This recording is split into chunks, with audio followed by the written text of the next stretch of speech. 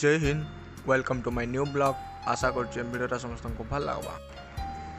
देखिपे इटा आज आम सोनपुर जिलार नुआ टाउन में अच्छे एनएसएस एनसीसी स्काउट सोनपुर बहुत स्कूल भाई भाई मैंने आसीचन। आज इन गोटे प्रोग्राम अच्छे चलित वर्ष स्वाधीनता दिवस अवसर में माननीय मुख्यमंत्री द्वारा उद्घाटित होता अहिंसा रथ। आज अहिंसा रथ सोनपुर जिला के आसूचे तो ताके स्वागत करवा लगी आम सब एकजुट होइचु। जय हिंद।